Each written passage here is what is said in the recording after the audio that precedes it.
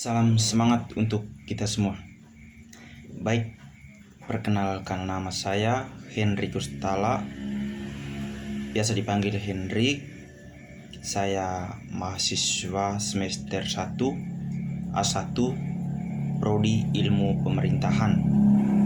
Pada kesempatan ini saya akan menjawab atau menjelaskan beberapa pertanyaan ujian akhir semester yang berkaitan dengan mata kuliah Sosiologi Pemerintahan. Baik, langsung saja. Nomor 1, jelaskan yang Anda pahami tentang ruang lingkup Sosiologi Pemerintahan. Yang pertama, jelaskan tentang kepercayaan masyarakat kepada pemerintah. Kepercayaan ini artinya mengakui akan adanya kebenaran. Ada 3 faktor yang mempengaruhi kepercayaan masyarakat terhadap pemerintah, yaitu yang pertama, legitimasi sosiologis, yang kedua, legalitas, dan yang ketiga, legitimasi etis. Baik, pada kesempatan ini saya akan menjelaskan satu persatu dari ketiga faktor tersebut. Yang pertama, legitimasi sosiologis. Legitimasi sosiologis yaitu kepercayaan publik dipengaruhi oleh adanya keyakinan dari masyarakat terhadap pejabat ataupun penguasa. Terus yang kedua, legalitas. Legalitas ini artinya kepercayaan publik dipengaruhi oleh adanya keyakinan dari masyarakat bahwa perilaku pejabat pemerintah berdasarkan hukum. Legalitas ini menjelaskan bahwa masyarakat benar-benar yakin kalau memang pemerintah berperilaku atau pejabat pemerintah berperilaku sesuai dengan hukum yang berlaku. Terus yang ketiga, legitimasi etis. Legitimasi etis ini merupakan kepercayaan publik dipengaruhi oleh adanya keyakinan masyarakat bahwa pemerintah telah bertindak sesuai dengan norma. Legitimasi etis ini menjelaskan bahwa masyarakat atau rakyat benar-benar yakin kalau memang pemerintah itu sudah bertindak atau berperilaku sesuai dengan norma hukum. Terus bagian yang kedua, saya akan menjelaskan partisipasi masyarakat kepada pemerintah yang partisipatif, di mana keikutsertaan atau keterlibatan masyarakat kepada pemerintah itulah yang dimaksud dengan partisipasi masyarakat, yang selalu berpartisipasi dengan masyarakat atau sering melakukan pendekatan demi merubah kesempatan bagi masyarakat. Jadi, pemerintah yang partisipatif itu adalah pemerintah yang selalu berpartisipasi dengan masyarakat atau sering melakukan pendekatan demi memberi kesempatan bagi masyarakat. Terus yang berikutnya, pemberdayaan masyarakat. Pemberdayaan masyarakat ini artinya memberikan kemampuan atau keberdayaan terhadap masyarakat agar masyarakat bisa berkreativitas, Terus yang berikutnya berkaitan dengan pemerintahan yang bertanggung jawab. Pemerintahan yang bertanggung jawab adalah konsepsi atau konsep dari sistem pemerintahan yang mengandung sistem prinsip akuntabilitas parlementer yang menjadi dasar dari sistem demokrasi parlementer. Yang berikutnya berkaitan dengan pelayanan pemerintahan. Jadi pelayanan pemerintahan ini ada dua bentuk pelayanan yang berkaitan dengan pemerintahan. Yang pertama pelayanan publik dan yang kedua pelayanan sipil. Baik, saya akan menjelaskan pelayanan publik dulu, di mana pelayanan publik yaitu segala bentuk jasa pelayanan, baik dalam bentuk barang maupun jasa publik, yang pada prinsipnya menjadi tanggung jawab suatu instansi atau pemerintahan. Yang kedua, pelayanan sipil. Pelayanan sipil erat kaitannya dengan manusia, yaitu hak dasariah. Layanan sipil artinya hak dasar atau tuntutan dasar setiap orang. Dia terlepas dari kewajiban. Hak dasar atau tuntutan dasar setiap orang ini, dia terlepas dari kewajiban. Dia tidak terikat oleh kewajiban. Jadi itu yang berkaitan dengan pelayanan sipil. Terus yang berikutnya saya akan menjelaskan tentang kekuasaan, legitimasi, dan wewenang pemerintahan. Yang pertama, kekuasaan.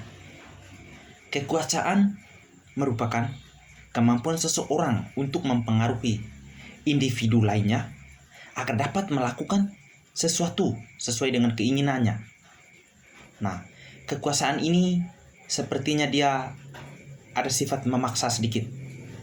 Memaksa di mana? Mengapa sampai saya katakan memaksa? Karena dia bisa memaksa kehendak orang lain demi untuk mencapai keinginannya. Jadi itu yang berkaitan dengan kekuasaan. Terus yang berikutnya legitimasi. Legitimasi merupakan pernyataan yang sah sesuai undang-undang pengesahan. Terus kewenangan pemerintahan. Kewenangan pemerintahan ini sebenarnya sama dengan kekuasaan pemerintahan. Tapi kewenangan pemerintahan ini merupakan bentuk lain dari kekuasaan pemerintahan yang sering digunakan dalam sebuah organisasi pemerintahan. Terus yang berikutnya berkaitan dengan kepemimpinan pemerintahan. Kepemimpinan pemerintahan yaitu terapan teori kepemimpinan di dalam bidang pemerintahan. Terapan teori kepemimpinan di dalam bidang pemerintahan. Terus unsur yang ada atau unsur yang paling mendasar di dalam kepemimpinan ini adalah kekuasaan. Kekuasaan. Terus yang berikutnya kebijakan publik. Kebijakan publik ini berkaitan erat dengan kebijakan pemerintahan. Jadi kebijakan publik ini hubungannya sangat erat dengan kebijakan pemerintahan. Adanya implementasi kebijakan, di mana implementasi kebijakan ini adalah suatu yang mempunyai hasil atau dampak bagi publik yang bersifat positif. Di mana implementasi kebijakan adalah suatu yang mempunyai hasil. Sesuatu yang mempunyai hasil atau dampak bagi publik yang sifatnya positif atau sifatnya baik. Baik, untuk nomor 1 penjelasannya seperti itu saja. Saya lanjut ke nomor 2. Nomor 2 berkaitan dengan penjelasan mengenai 5 dimensi komunikasi pemerintahan. Baik, pada kesempatan ini saya akan menjelaskan berkaitan dengan 5 dimensi komunikasi pemerintahan tersebut. Yang pertama, komunikator, di mana peran dari komunikator ini adalah menyampaikan pesan. Peran dari komunikator menyampaikan pesan. Namun komunikator tidak efektif dalam menyampaikan pesan. Namun komunikator walaupun berperan untuk menyampaikan pesan, tetapi tidak terlalu efektif. Terus yang kedua, pesan. Kebenaran serta kejelasan pesan, di mana informasi harus relevansi dengan kenyataan atau harus sesuai dengan permasalahan yang terjadi. Di mana pesan ini dia menekankan bahwa informasi yang diinfokan harus relevansi dengan kenyataan atau sesuai dengan permasalahan yang ada. Yang berikut, saluran. Penggunaan sarana atau media komunikasi dan mampu untuk mengatasi gangguan dari pesan. Jadi peran dari saluran ini adalah dia harus mampu untuk mengatasi gangguan dari pesan.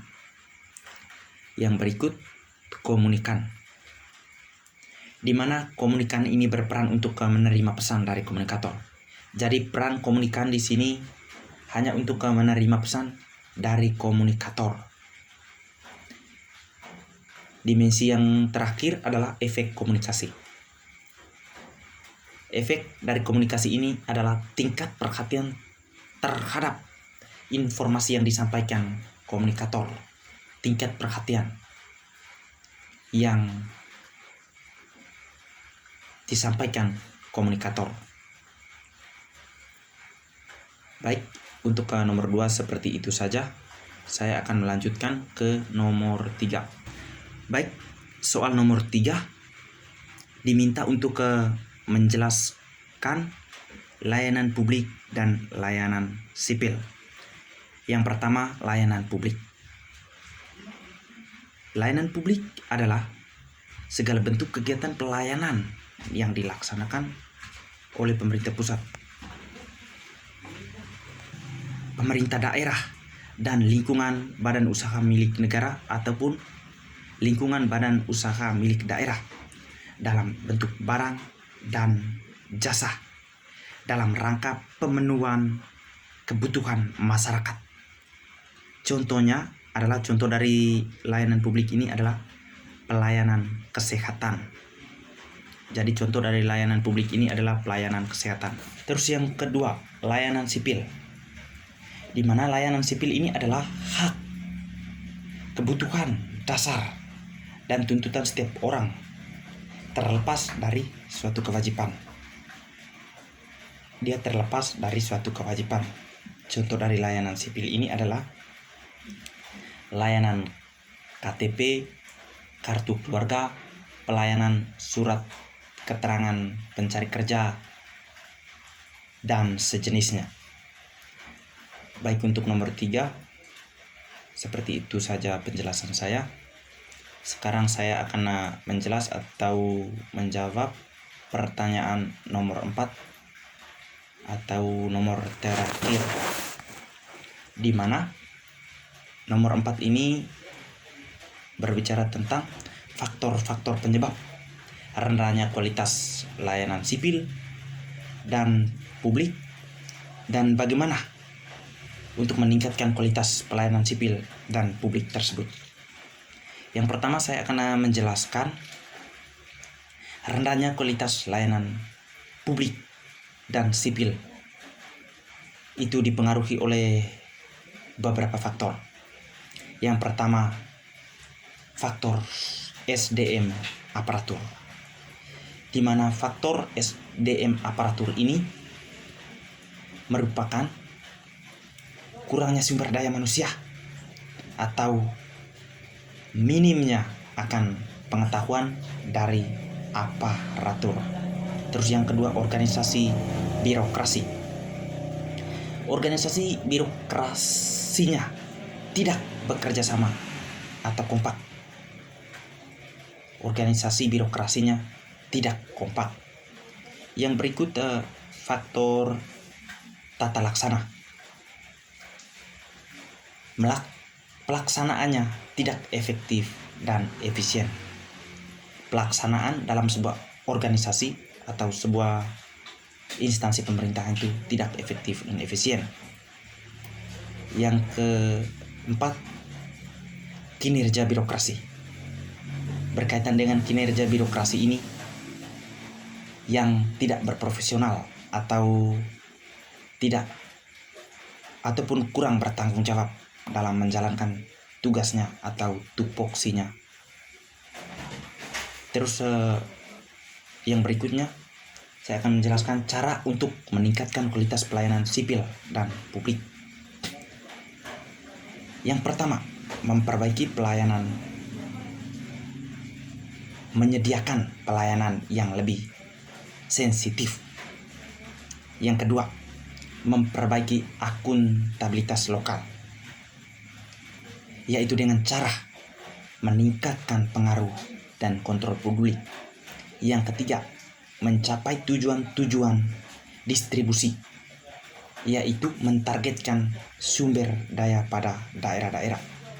Yang keempat, mendorong kesadaran politik, memenangkan dukungan politik.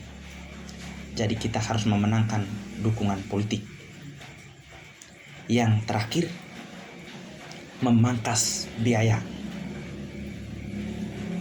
dengan cara mengembangkan kontrol manajemen untuk meningkatkan efektivitas biaya. Baik, itu saja penjelasan atau jawaban singkat saya mengenai pertanyaan dari 4 nomor di atas, yaitu mata kuliah Sosiologi Pemerintahan. Sekian dan terima kasih.